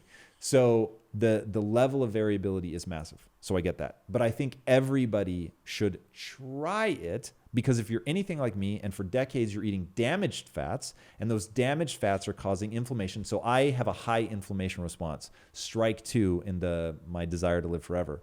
High inflammation response. So I have, there's a name for it. It's something graphia on the skin. So you can write in my skin, not as much now, but when I was younger, you could take your fingernail and write your name and it would welt up on my skin. So I have like a very high inflammation response, which explains the wrists, but I was eating damaged fats. I had no concept that like trans fat was a thing. You want to hurt a little to hear how I grew up? I do, actually. Yeah. So thank you. So my mom didn't want me, she wanted me, so I argued about food. I had like real food trauma as a kid, and I was a super picky eater. And so finally at 13, my mom was just tired of arguing with me about it. So she said, fine, you can make your own food. So I wanted to make chicken nuggets because, of course, we had a deep fat fryer in the house, as you do in Tacoma. Damn. And she said, no way, you can't have chicken nuggets. They're not good for you, but you can have turkey nuggets and French fries. So I ate deep fried turkey nuggets and French fries almost every night for 5 years. Wow. From the time I was 13 until I graduated high school. And that, of course, was exactly why I was inflamed. And then I go to college and don't know any better, so I keep eating bad food. Like when I first went low carb, I would go to Panda Express. I would get orange chicken, but no rice, because I had no concept that sugar could hide in a sauce. That didn't make sense to me. So I had years of intaking things in places that I didn't realize I was intaking them. So getting your fat source right, not taking in damaged fats, getting healthy fats. I think for a lot of people that struggle with inflammation, it is admittedly a game of not eating a lot of things. Mm-hmm. But then because I went for 2 years, literally, dude, this is so close to accurate that I'll just make this statement. All I ate was steamed broccoli and boiled chicken breast. So I'm not the guy that's like, I'm eating chicken and broccoli, I don't understand the problem. And then you watch me eat it and I've got orange sauce on it. And, you know, I'm putting like all these different sauces and dressings. And it was boiled fucking chicken breast and steamed broccoli. And I got shredded. So I've seen the photos on your Instagram. Hey, it worked from that perspective. But from a joint inflammation perspective, it was a nightmare. So for sure, it was the addition of fat because I had already removed all of the pro-inflammatory stuff. So this was a deficiency in either just the fat or whatever all the other things are that red meat contains. And maybe that's it. Maybe it's not the fat, but well, there's no doubt that certain fats are good for you. So I guess I should clarify. I'm not against high fat at all because I am very interested in a ketogenic diet, and in fact, I think I advocate for seasonal ketosis, or at the very least intermittent ketosis, whatever that means to you. I think it's important to on a maybe daily, monthly, seasonal basis to allow your brain access to ketones, which are a quote unquote super fuel that can supply 60% of your brain's energy, which is now being studied it's been used for over a century to treat hard to treat epilepsy. And now it's being studied for its efficacy in improving memory in Alzheimer's disease patients and things like that. But I'm not very big on lots of added oil in the diet, which I think, once people started becoming interested in high fat diets, now suddenly the pendulum swang in the other direction where people were putting. Because I thought you were all about olive oil. I am. So to a point, I think it's important to integrate olive oil into your diet. I'll use, a liter a week. I use it fairly liberally. But when it comes to like throwing coconut oil in my smoothie or butter in my coffee, I do occasionally enjoy butter in my coffee. I like the taste. But I think it's important to remember, and we've been saying this in the fitness community, as I'm sure you know, for years, don't drink your calories. You don't want to do the same. You want to basically adhere to the same advice when it comes to oil too, because oil is not a very nutrient dense food. It's very calorie dense. It's not nutrient dense. But I don't make any restrictions on the fats naturally contained in whole food. So nuts, seeds, grass-fed beef, dark meat, chicken, things like that. What nuts do you eat? Well, people will debate about phytic acid and things like that, but what do you eat? Well, I like almonds. Almonds are a great source of magnesium and Raw? vitamin E. I like them raw. Okay. I'm not too concerned with the phytate in almond skins or, anything like that. I'll try to soak them, when I have the opportunity, but often You soak them. if you soak them, They're gross. they become gross. What do you do with them? Do you re-dry them? Because like my wife, when she went through the whole microbiome disaster, the doctor was like, hey, try soaking the almonds. And it was fucking gross. She was like, I'd rather just not eat them. They can get slimy. The last time I did it, which was a few weeks ago, I soaked them and then I tossed them in olive oil and then a little bit of sea salt and I roasted them. And they were still wet. They actually came out really good. If you just soak them, they can become, I think, a bit slimy. But you soak them and then get rid of the slime by just putting olive oil on them? I don't understand. I keep waiting for some drying process. Yeah. No drying. Have you ever had sprouted nuts? Maybe that's what I did. Well, But sprouted nuts, I'm almost certain, go through a drying process. At least when you eat them, they're dry as fuck. So you soak them in a jar and then you pour out the liquid and then they dry during the last. For how long? I think I did it for 3 days. Okay, maybe we just fucking did it wrong, but they were gnarly. Now, sprouted nuts, which I think they sprout by soaking, but by the time they are packaged, they're dry and delicious. And this is one of those where I would not have believed. So if you take pecans that have been they do every bad thing to them you can imagine. They put all the wonderful, delicious, and deadly oils on it, which taste fucking awesome. I actually like the sprouted pecans better. So it's one of the few times where the thing that I like better is actually better for me. But I get down with sprouted nuts. So what else? You've got almonds that you soak. Yeah, although I'll often, if I'm traveling and I buy, I'll occasionally buy a bag of raw almonds. So I'll eat them like that. I'll use slivered almonds as a condiment. Sometimes I'll throw them into a salad. But I get a lot of fat I eat a lot of red meat. I eat a lot of fatty fish. I eat a lot of dark meat chicken. So wait a second. I want to go back to the nuts. You only eat almonds? So when you say nuts, you mean almonds? Macadamia nuts are great because they're very high in monounsaturated fat. I've been eating a lot of Brazil nuts lately for the selenium. I can't deal with those. I love those, actually. So I used to not. What does selenium help with? Selenium is an important antioxidant in the brain. It's crucially important, and it's also crucially important for thyroid health. So it actually helps. Can't you eat too many Brazil nuts? I think I heard that somewhere. Yeah. So how many are you eating a day? 3 to 4. You want to be kind of conscious of your selenium intake. It's similar to vitamin A. You don't want to like overconsume retinol, which is the active form of vitamin A. Super weird vitamin A story. Is it true that polar bear liver has some like obscene amount of kill you. Vitamin A? That's what I heard. You, like there was some crazy story about these guys trapped in a cabin in like Antarctica. Did you hear about this? Fucking polar bears are evil, man. Wow. Straight evil. They're like, the fact that they're on Coca-Cola as like the sweet, cuddly thing, those motherfuckers are wildly intelligent and they will fuck you up. Doesn't surprise me. And so there's this whole story about these guys trapped and the fucking polar bears would trick them. And what'd they do? They would have like one standing out front and then the other one would actually attack through the back door. I don't remember the story well, but the punchline is they finally fucking kill these things. They're so like raged out about how they had been picking them off one by one. They eat the fuckers.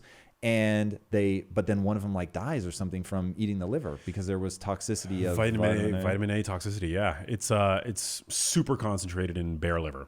That's so weird. That's so random. So random. But well, I mean, it's not that unusual because actually that's one of the reasons why liver from beef or chicken. Why don't other animals have that same level of toxicity? I don't know. I don't know exactly what my hypothesis would be that bears are going to store a lot more stuff in the liver, which is a storage organ because they hibernate. So maybe they're storing vitamin A and you store vitamin B12 in your liver, you store all kinds of things. It's a storage organ for, choline, for different nutrients. I just read something, and it may have been in your book. I just came across it, but forgive me if it wasn't in your book, talking about bears, and they have some specific reaction because of their need to hibernate. They don't have the muscle wasting. They store something in their fat. Nope, wasn't in your book, so you're not going to be able to help me. I don't remember the exact factoid, but it was pretty interesting about something that bears... oh God, this is a waste because I can't finish this off. But it was something, the mechanism by which bears spare their muscle. There was something for us to take away in terms of amino acids. I mean, growth hormone is probably pretty conserved throughout the animal kingdom, or at least among mammals. And growth hormone, one of the things that helps to do is to preserve lean mass during a fasted state. It's one of the reasons why growth hormone becomes pretty sharply elevated when fasting. Fasting is fucking interesting. You go pretty deep on that in the book. Yeah. You went into that, if I remember right, in the timing section. In the timing section, yeah. Because I have a section where I talk about our relationship with time and light, but also food. So light is the primary time setter that our brains use to get a sense of what time of day it is, which is important for the, operation of pretty much every system in the body. You talk about there being ancillary clocks, which I thought was really interesting. So it's not just the light, it's also food. Yeah, it's also food. Food is a time setter because we have peripheral clocks.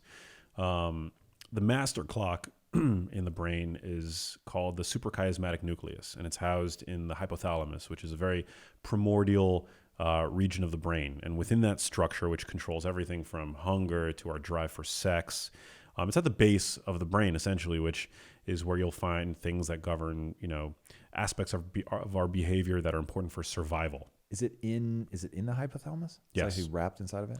Yeah, it's a little chocolate chip sized region in that area, and it interfaces directly with our eyes, with proteins in our eyes called melanopsin proteins, which are light sensing, but they're not involved in vision.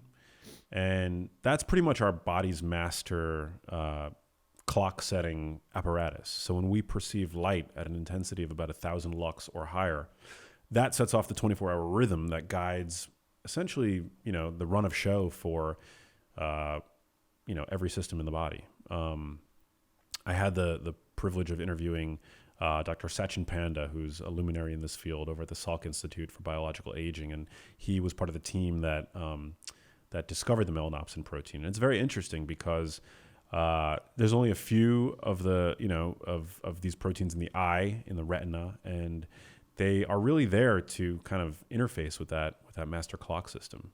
And I think that's just another area of our biology where modern life really tends to do a disservice to us, thrusting us all into a perpetual state of jet lag. That's an interesting way to say it. What time do you eat your last meal? I try to eat my last meal about 2 to 3 hours before bed. I think you're making a mistake. Why? What's your... So I have a hypothesis. This is one of those things that... Are you saying I should be eating way earlier? Oh, yes. Yeah. So I eat my last meal at 2 p.m. I'm done chewing at 2 p.m. So this all started, I could eat and go to bed literally within seconds and have no digestive problems whatsoever. My wife used to say, I really think I need time between my last meal and when I go to bed. And I was like, that doesn't make any sense. And she was like, no, I really feel like that sometimes, because she 4 years ago just got debilitated with digestive problems.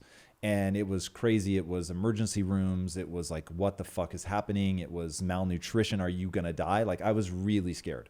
So we start looking at every fucking aspect. And she has this guess like, oh, I think that, and people weren't talking about this yet, at least not like the way that it's being talked about now, where you can't avoid hearing about this. You hadn't written your fucking book yet. So let's start with that. Thank you for letting her suffer. No, I'm kidding. So she starts talking about like, hey, I think timing really matters. It didn't make sense to me. And she starts doing it and making me stay up for 3 hours because I'm not going to go to bed and leave her hanging. So like if we're on vacation or something, she would say, hey, is there any way, like because she likes to eat actually quite late. Is there any way that we can stay up? Like if we eat at 9, we stay up till midnight. Yeah, of course, baby, we'll do it. And she was like, I really think it's helping. And so it just naturally put me on that same rhythm. And I thought, that's interesting. Like now, even when I go like hardcore, I don't get an upset stomach. So like at Christmas time, I go off the rails. I'm having a lot of ice cream, all that. And I wasn't sure, is it the intermittent fasting? Because if I'm eating bad and I make sure that I fast for at least 16 hours, I'm golden. I can get away with murder.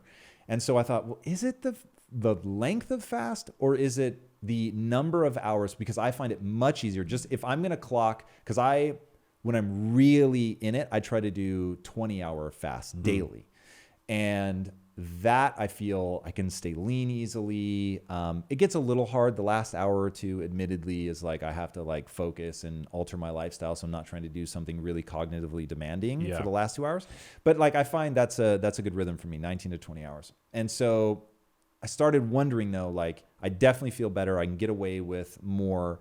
But is it the length of fast? Is it the number of hours? Because if I'm going to go that long, I find it easier to eat my last meal late rather than trying to wake up and go 6 hours or 7 hours without eating. And because I wake up so fucking early, like I'm usually awake between 3 and 4 a.m. So with no alarm, it's just when I wake up. I go to bed at 9, I wake up. And so this Christmas, when I went off the rails again, but this time I said, okay, I'm not going to worry so much about length of fast, but I'm really going to be hyper conscious about clocking 5 hours before I go to bed. Dude, cash money. Felt fucking amazing. Yeah. So I really want my wife, like if I feel a benefit and I'm somebody that's got a pretty robust digestion, I want my wife to try 5 hours. I actually think most people think they're being just a fucking rock star at 3. I have a gut instinct that you're actually better like 4 and 5 hours before bed. Well, I think you're probably right. I think that the ideal time to stop eating would probably be around 7 p.m. I mean, it depends on the time. Why is that ideal? Is that a sunset thing or something else? Yeah, because, well, you know, we're diurnal creatures, right? We're diurnal. We're meant to, you know, eat and do most of the things that we're going to do that are going to require the greatest energy expenditure during the day. And you know, we know that as night approaches and the sun begins to set and melatonin levels start to creep up and cortisol levels start to drop, that daylight associated activity sort of is, you know, becomes less supported in the body. And that includes digestion and metabolism. And that's one of the reasons why we become less insulin sensitive later in the day. But also digestion falters to some degree. I mean, peristalsis slows, which is the transit of, you know, food components through the GI tract. So I think you're probably better off stopping eating by like 6 to 7 p.m. And in fact, the growing body of research in humans that's being done with early time restricted feeding also seems to back this up, that when we eat, you know, earlier dinners, it seems to be to the benefit of our metabolic health independent of weight loss. Now, for somebody like you who's eating only within a 4-hour window, it's almost impossible, I think, within those 4 hours to overconsume calories. So, I mean, my friend, come over. I'll show you how. Really? Do you not know about slippery foods, homie? I'm interested. Well, what are you eating? Whole, minimally processed foods? The reality is, in my 4-hour window, I don't overeat, and because if I overeat, then I can still put on fat for sure in a 4-hour window, no problem. I could if I wasn't cognizant of what I'm eating, I could easily clock, and I'm talking every single day of my life, I could easily clock in that 4-hour window 4,000, 5,000 calories. That'd be pretty easy. I'd have to have ice cream. There's no question. So this was the term slippery foods comes from the gastric bypass community or lap band community, where they have a smaller amount of space. So they get tricky, like the ones who sort of give up on staying on the straight and narrow, realize that if you eat things like ice cream that's like really sort of liquidy, that you can pack a lot of fucking calories. Well, that makes sense, because ice cream is an ultra-processed foods, and ultra-processed foods are defined in part because of the fact that they are so calorie dense. And that's one of the reasons why we see the obesity epidemic that we're now seeing, because these foods, you know, essentially short circuit our brain satiety checkpoints. So if you're trying to eat, for example, the genius foods, you know, super nutrient dense foods within that 4-hour window, which we know are the foods that are going to be the best for you, you know, which unfortunately doesn't include ice cream in that under that umbrella. Much to my dismay. I think it's probably going to be pretty difficult to overconsume calories. So I mean, that is a good way of basically drawing a line in the sand and maintaining some level of calorie control. And probably what you're seeing are some of the benefits of calorie restriction, which we know are numerous. It's a great way to reduce inflammation in smaller organisms. It's one of the few ways of extending life in a rat or a mouse. Well, they've done that. The caloric restriction they've done across like dozens of species, right? Like ringworms and yeast and fruit flies and things like that. Yeah, it seems to be pretty. You're not going to be able to kind of prove that in a human, I don't think. But yeah, calorie restriction. You won't be able to prove the longevity because people won't comply and because it's such because people live for a long time. But I mean, it seems that if humans are anything like other mammals or smaller organisms or because it seems to be a very consistent thing in the literature that calorie restriction is, one of the few ways to extend the lifespan of an organism. So you're probably getting some of those benefits. Back when I first started doing, and science is continually evolving, but when I started doing the research on fasting, I was less convinced that the feeding window really mattered. But the more the research comes out, I've sort of refined my thinking a bit on it. And I do think that it is probably wiser to begin your feeding sort of earlier in the day and to stop eating earlier in the day as well, because we're these diurnal creatures and the day is when our insulin sensitivity is most primed and when, our metabolisms are most primed to, burn off ingested energy, store ingested energy, and digest food in a way that's as efficient as it's going to be. Yeah, my thing with that is this is not, the thing that you can turn into a scientific paper, but just going by experience. So originally I was like, oh, I'll skip breakfast. I can stay busy. I'll go work out fasted, all of that. Like that'll let me sort of draw this out. But I found myself naturally wanting to eat pretty soon after a workout. Like just the impulse was there. Now I can override the impulse. Like I said, the change or die mechanism of setting a line in my life and being disciplined about it. I'm very good at that. But I did find myself distracted by hunger if I tried to push, 6-8 hours after I woke up before I had my first meal. So I thought, would I actually be better off front loading my calories and then seeing how I do? Because my calories were still clocking in at say 1,800 or 2,000 calories a day, I would start getting hungry right around bedtime, but I wouldn't have any trouble falling asleep. I wouldn't have any trouble staying asleep. And then when I woke up, my hunger had reset. So I didn't wake up hungry like I went to bed hungry. So I would essentially have sleep for dinner. So I thought, let me try it and see how I do. And it worked fucking awesome. And so that was when I went from like struggling to make 16 hours to I could push and I could do 18 pretty easily. And with some effort, I could get up to 20. And so I probably averaged 19.5 hours a day fasting for 90 days or something like that. Like I found that relatively easy. 18 I can do as a no-brainer. But it's much easier for me to have my last meal done chewing by 2, in bed by 9, up by 3, 4, first meal around 8, 9. That rhythm works for me. Yeah, I think you're also at an advantage in that scenario because you're going to bed at 9. I go to bed at like midnight or 12:30. I go to bed a bit later. Wouldn't a timing sleep guy say that that's a bit too late? It's probably not ideal. Is that your natural rhythm though? Because do you believe in chronotypes? Is that a thing for you? No, I'm not. I don't really. I'm not familiar with any potential research there, but all the sleep authorities, I think, seem to advocate for 8 hours of sleep. 7.5 to 8 hours of sleep. What do you get if you don't have an That's alarm? what I get. Do you get that? 7.5, 8? Yeah. So even though I go to bed late, I get generally, 7.5 to 8 hours of sleep, if not more, every night. I'm a very good sleeper. And I orient my life in a way that, my sleep is sacred. So my room is very dark. I keep it cool. How cool do you keep it? I keep it around 65 degrees. Do you not wake up cold? Or do you just blanket up?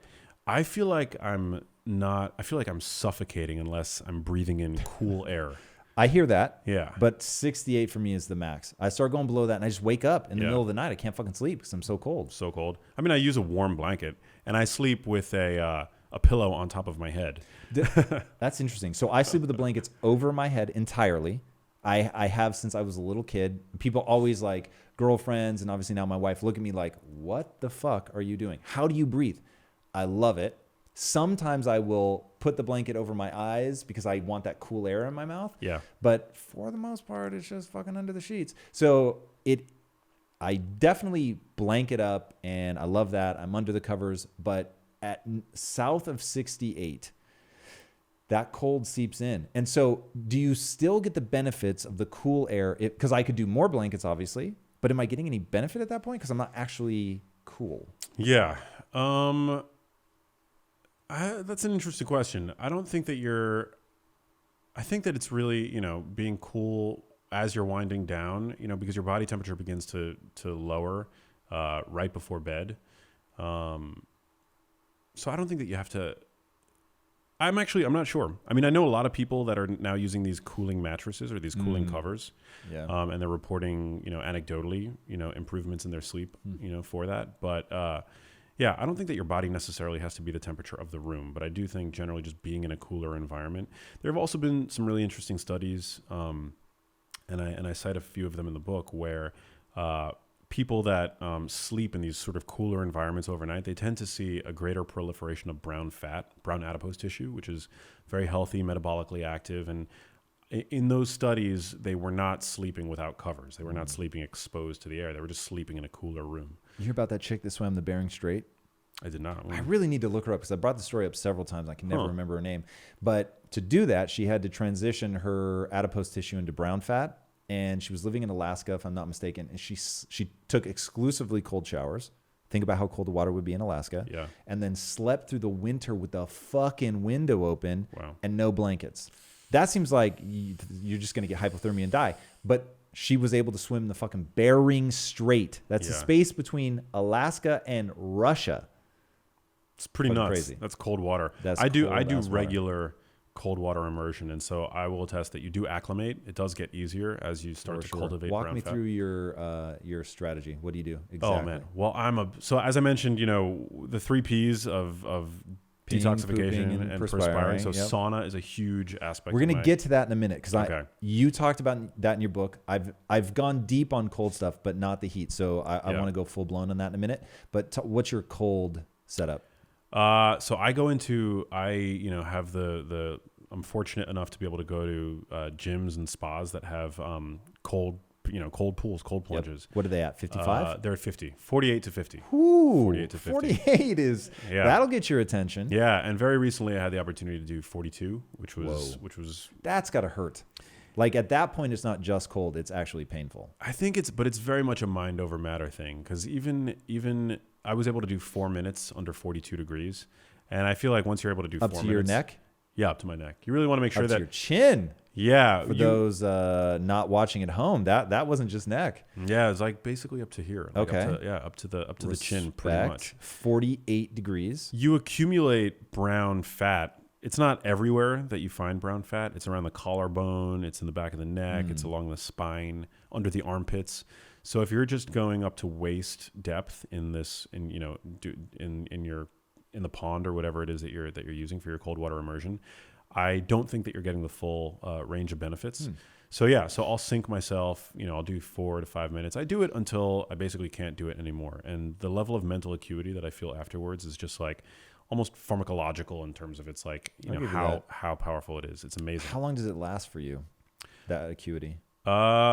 It lasts for a while, and I would contrast it to, so if I were to do sauna, I feel really good after a sauna, but I do feel kind of lethargic. Yes. And that can persist through the rest of the night pretty much.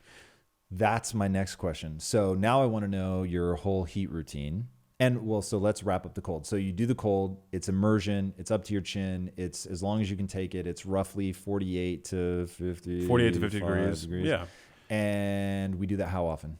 I do that 3 to 4 days a week. I don't do it after exercise, directly after exercise. There seems to be a growing body of literature that's suggesting that it's actually sort of counter to the anabolic stimulus. You want the inflammation. Yeah, you want a little bit of the inflation. But when do you do it then? Before? Late at night? I'll do it hours later or on days where I'm not doing like resistance training. But I have like low back issues. And so for me, countering that inflammation... Yeah. How did you get low back issues?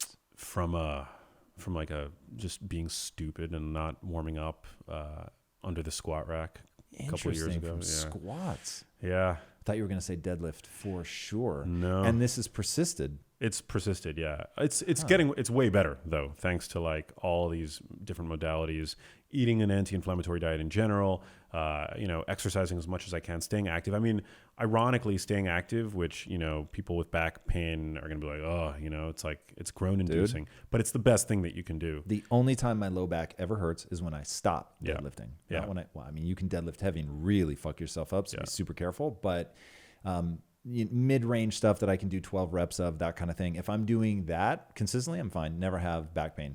When I stop, then I get trouble. Yeah. Yeah. Staying active is crucially important, cold immersion is a great modality for pain relief. It's just amazing. It's good for mental acuity. It's good for, I find that it powerfully improves my mood if I'm anxious or I'm feeling depressed. And I'm not the only person to talk about this, like Wim Hof, he's talked about the mood boosting effects of cold immersion, but for me, I think it's super powerful, and the metabolic benefits, I think, are among the most interesting and most important aspects of cold immersion. So whether it's just ambient room temperature or doing regular cold immersion, they're showing that just modulating the ambient temperature of your environment can boost, glucose or glucose tolerance, insulin sensitivity in the body, can help boost your metabolic rate and things like that. So for anybody struggling with slow metabolism or insulin sensitivity issues, I think that this is a really underappreciated modality that can help potentially boost your health. Yeah, and you really go into it in the book. This is one of my favorite sections. So now take me into the heat. So this is one of those, it's been on my radar, but because it's not, and maybe I just haven't done it because I've never done a sauna, and maybe that's the problem. You've never done a sauna? No, never. And I have one in my house. Damn. So I'm going to try it. Like after reading the book, I was like, I legitimately can't believe. Yeah. So anyway, I need to do it. It's fucking ridiculous. So the reason I haven't done it though, is because warm is deeply comforting to me. So the cold sucks, cold hurts. I don't want to do it. Therefore I do it. I don't have any fears around heat. So it's like, it just seemed too easy. It seemed too easy to be beneficial. So I've just never done the research. So reading your book, I was like, fuck, like there's actually a lot going on. Like I'll say that you sold the heat exposure even better than you sold the cold exposure. So like you put the list down of like people that do like 2 to 4 2 to 3 saunas a day, like a week, versus like the reduction in Alzheimer's or heart disease, in stroke, fucking crazy. Alzheimer's disease, dementia. Yeah, I mean, a lot of this research is coming out of the University of Eastern Finland, which is an amazing place to have this research being done because Finland is the sauna capital of the world. And they do dry sauna, right? So no steam. So actually, dry and wet sauna are different from steam rooms. A steam room is a steam room, and then you have dry and wet sauna. Yep. A dry sauna basically just means that you can't throw water on the rocks, and a wet sauna is, And what's the difference in terms of its impact? I think it's just a preference, personal preference. Okay, so from a study perspective, because you specifically call out in the book that it was a dry sauna, so I was like, oh shit, I won't do the water thing. Well, that I believe is what they sort of looked at in the research. In Finland, it's the most common, I guess, sauna modality. Although it's a combination of dry and wet. But I think in the US, most people think about wet sauna as steam. And in fact, that's what I thought. I thought a steam room was a wet sauna. So did I. Yeah. To be honest. But it's actually not. So I think I refer to saunas in general as being dry saunas because most people in the US, sauna is not as common. Most people have, at least in the gyms that I have access to, all that's available to me are steam rooms. And they have different impacts, or it's just not studied yet? Not studied yet. So probably similar impact. I personally my personal preference is, well, the research is on the side of the sauna. It's coming out of Finland. People in Finland are using dry saunas for the most part. They're not using steam rooms. And so if you want sort of the research on your side, you've got to do the dry. So walk me through the benefits, because they were legion. Yeah, they're legion. I mean, for one, using a sauna acts like an exercise mimetic. And what temperature are we talking about here? About 200 degrees, 175 to 205 degrees is like the range. Sit in 205? Yeah. It's great. It's like a Russian banya. It's like amazing. Not for very long. was gonna say, like, so you're not a doctor, blah blah blah. Consult your physician. Yes. But give me ballpark temperature because I'm gonna do whatever you tell me to do. Yeah, I mean, I was in a sauna last night, and it was about 203 Jesus degrees. Yeah, it was very hot. It was and a you Russian were in there banya. for how? I don't know what that means. It's like classic old Russian, old school, like very hot, pretty much. okay, so 203-ish Yeah. degrees, and you sit there for how long? I mean, That's if like it's, an oven, dude. I know it's an oven. If it's my first go around, I'll be able to stay in for, 15, 20, Okay. 25 minutes. So it's not an extreme amount of time, but as you do a couple of rounds, your tolerance sort of diminishes, and that's when you've Diminishes your tolerance diminishes in the same day or same day. Okay. Your but tolerance if I were to increases do it over once the a day. Yeah. If I think over the macro, your tolerance does increase. You acclimate, and that's been, I think, shown in the literature as well. But in the micro, it's just like exercise. I mean, like you're not as strong on your last set as you are on your first set. And sorry, you were saying that it's an exercise mimetic, so it mimics some of the effects of exercise. Of aerobic exercise, like mild to moderate aerobic exercise. You can feel this if you sit in a sauna. You put your finger over the radial artery in your wrist, and you'll notice it starts to beat. If you look at your heart rate, it's similar to what it would be if you were jogging on a treadmill. Really? Yeah, and in fact, I've never done this. It's ridiculous. It's amazing. It's truly, I think, medicinal. And there's even been moments in the sauna where, one of the indicators of high intensity exercise that's reaching like a lactic threshold is you fail the talk test. You're no longer able to talk while you're exercising. Okay, right. I thought you were saying in the sauna. I was like, Jesus, Well, no, get out. It can. I mean, I've been in the sauna where it's been so hot where I've actually had to get out because it's so hot I can't even like talk anymore. So, but that's the point at which you want to like exit People the sauna. pass out in these fucking things? I've never seen it. You don't want to pass out. Yeah, You don't exactly. want to pass out. But you do want to bring your body to a point of discomfort because this is another At 205 degrees, you're going to be deeply uncomfortable. Arizona is uncomfortable. So there you go. 205 degrees. Jesus. It's okay. hot. Now I'm scared. That's good. That makes me want to do it more. It gets hot, but you schwitz, you sweat. And sweating, so aside from the fact that it kind of gives you get like a cardio workout and it boosts blood flow, it increases nitric oxide. So, I mean, if you've ever had, just to sort of paint a picture, if you've ever had an injured joint or swollen ankle and you put a hot compress on it, it brings blood to the surface, right? It gets really warm and red, and it promotes healing because it boosts nitric oxide and it brings nutrients to the area of injury. The same thing happens on a full body scale when you sit in a sauna because you're essentially applying a hot compress to the entirety of your body. So it's amazingly healing, and that's one of the reasons I think why it's been associated with such dramatic risk reductions for stroke, for heart disease. Do you do this shit at night, the morning, midday? Where am I at? Well, heat it's actually raising my heart rate, so it makes me worry about doing it too close to bedtime. You probably don't want to do it too close to bedtime because, for that reason, because it can be an exercise mimetic. Exercise acts like a time setter as well. You don't want to do it too close to bedtime. In fact, I would say if there is an optimal time to do sauna, you probably want to do it post-workout because actually heat seems to potentiate the anabolic effects of exercise adaptation and the like. But I'll do it. When I do it, I tend to do, because I go to a place that has a hot and cold. I do what's called contrast therapy. So I'll sit in the sauna for 25 minutes, and then I'll go cool off in the cold, and then I'll go back and forth. And so you can. Is there research on that? Because I worry that that's a bit like doing the cold after the exercise, where if you're going to do the hot, do the fucking hot. And if you're going to do the cold, do the cold. Yeah. And that mixing the two sounds like, and I'm wildly ignorant on this, so I could be totally wrong, but intuitively that feels wrong. Yeah, like one would negate the other. Yeah, that they're going to, like, you're sort of on the path of one, your heat shock proteins are kicking off, and then you go cool down. Yeah.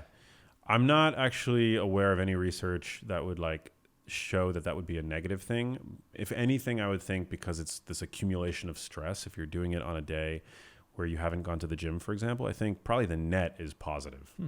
But I couldn't tell you. Contrast therapy, I haven't seen any direct research on contrast therapy, but it is a modality that's been used traditionally. You hear people talk about it a lot. For sure. Yeah, I mean, they do it in Finland. That's where they're they go seeing out in the all snow these benefits. and they come back in. Yeah, in fact, I had the privilege of getting to do it in Finland recently. It was so much fun.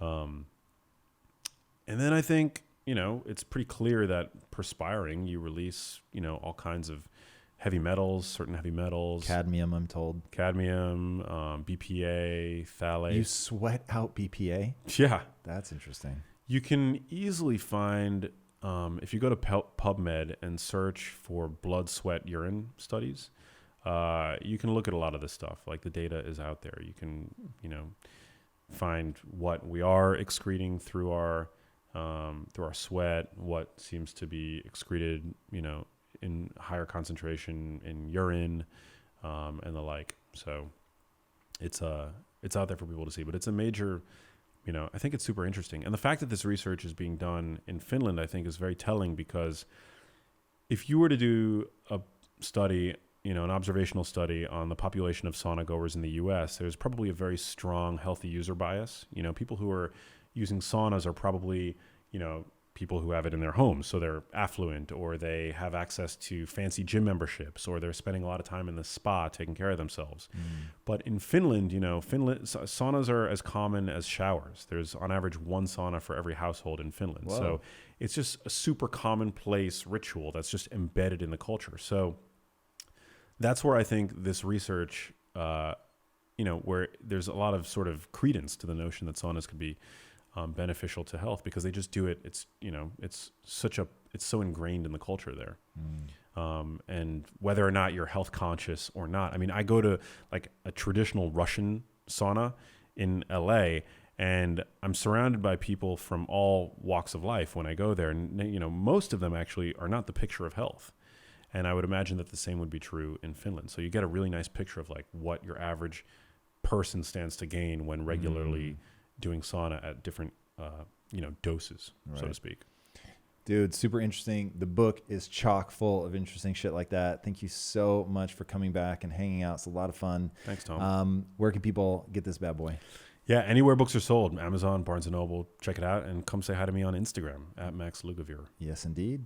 Awesome, man. Thank you for coming out. And everybody, thank you for watching and listening. Peace out. Thanks, Tom. Because when it comes to nutrition, what I've found is that the mainstream medical system has very little to offer. And nutrition really is so important when it comes to preventing, all of the diseases that I think we're seeing skyrocket today.